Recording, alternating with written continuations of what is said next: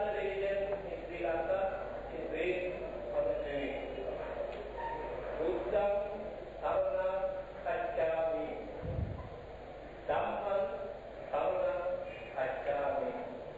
Sangham Saranam Gacchami. I take refuge in the Dhamma. I take refuge on the Buddha. I take refuge in the Sangha. I think Buddhism also is based on the Trinity. Shiva, the creator. Shiva, the sustainer. Shiva, the destroyer. Christianity also is based on the Trinity. Christ. What's your point? Well, I hope you do soon because we know this. What's your question? Christ, I'm coming to that. Christ, the Father, Christ, the Father, the Son, and the Holy Ghost.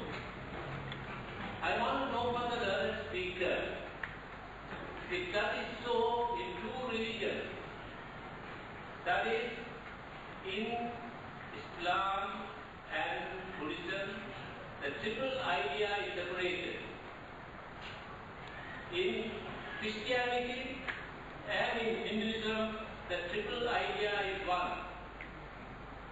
I would therefore that he does the learned lecturer believe that in Christianity too, that Christ, they are two separated.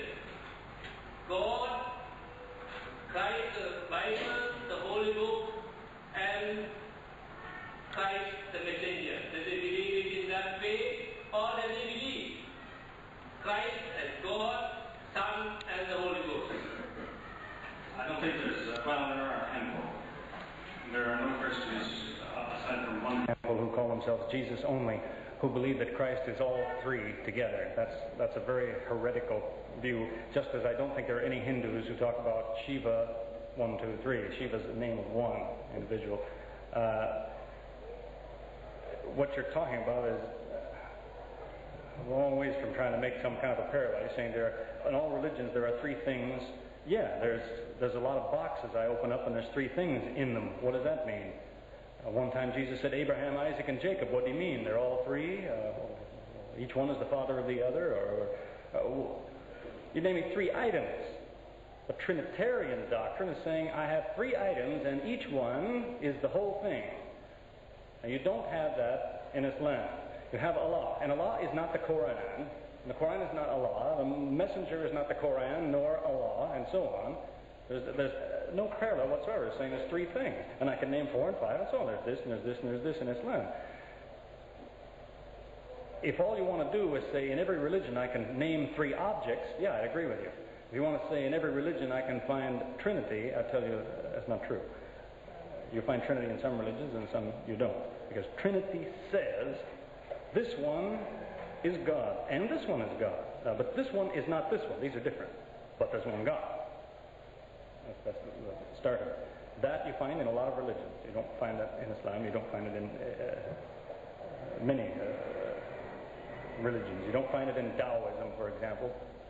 One of the, in my opinion, the nicest book I ever read in the last few years was the Tao Te Ching, because the thought in there is very Islamic. I don't think many Taoists realize that. God is one and so on is a very clear kind of a thing.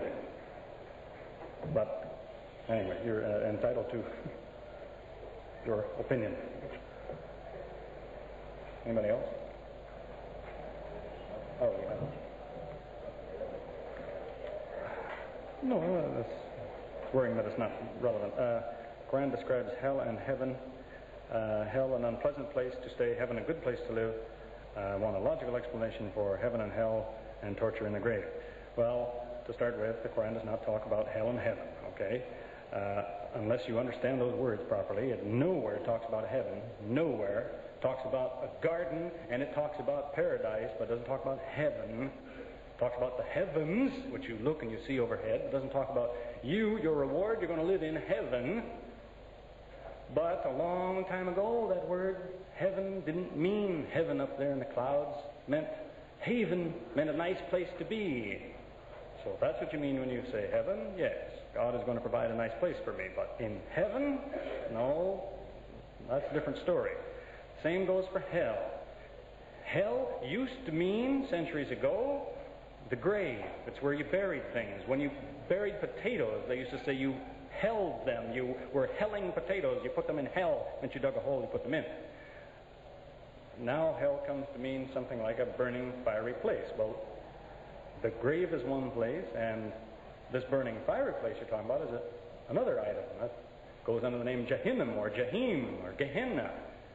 And Gehenna is not hell. If by hell you mean the old grave. But as to what does the Quran say, if you want a logical look at life after death, the scientist today accepts, generally speaking, and maybe there's some that don't, but generally speaking, the scientist accepts as a basic article, although he can't prove it, but he accepts it, what's called a conservation of matter and energy. Which means if I have some matter, I can squeeze it and crush it and kick it around and grind it up and burn it and do whatever I like. I'll never get rid of one bit of it. It will still be there in some form. You cannot destroy matter. You can turn it into energy even. And the energy you can turn back into matter. But the total amount of matter and energy never changes. Doesn't grow, doesn't decrease, no matter what you do. And that same man, if he's deeply involved in physics these days, if you ask him, what is matter? So you keep going to the bottom, what happens? You keep taking things apart. You keep finding smaller and smaller pieces until you know, actually what you get down at the bottom is not a piece of anything. You just get an idea. You get a thought. You've got a relation between this and this. You don't have any pieces left. You just have relationships, an idea. Well, put all that together, and what does that tell you? If you have a man and he's dead, and you crush him and grind up the body or burn it or whatever, can you completely get rid of him? Can you completely smash him out so he does not exist anymore? What happens to his thoughts? They might be damaged. His thinking might be pretty cloudy, but can it completely disappear? Well, the scientists, if you think about it that way, they'd say, well, no, of course not. You see, it has to be someplace. And that's basically what the Quran tells us. It's what the Bible says, for that matter, what the Jews believe till now, that when man dies, it's like falling asleep. His thoughts are something like thoughts when people dream. They're not particularly clear necessarily, but there's some kind of awareness, no matter how crushed up his bones are. Some little bit of him still is hanging on, because you cannot spread him far enough that he disappears. And so the Quran says the grave is something like sleep, and one day you reassemble, and you'll think you've only been asleep for a little while. People say it's only been a day or two, hasn't it? As the Quran mentions something like this, that we were just gone for a few hours. But now, whether the grave is a comfortable place to rest or uncomfortable depends on what's on your mind. You see, suppose you are a condemned murderer, and they tell you tomorrow morning when the sun is up, you hang. And then your jailer puts you in a cell, he says, pleasant dreams. See, if you can get to sleep that night, probably you won't have pleasant dreams. What's on your mind is, 6 o'clock in the morning, I hang. On the other hand, if at 6 o'clock tomorrow morning you leave on vacation, probably you'll have pleasant dreams, at least if you can get to sleep. You know what's waiting for you when you get up.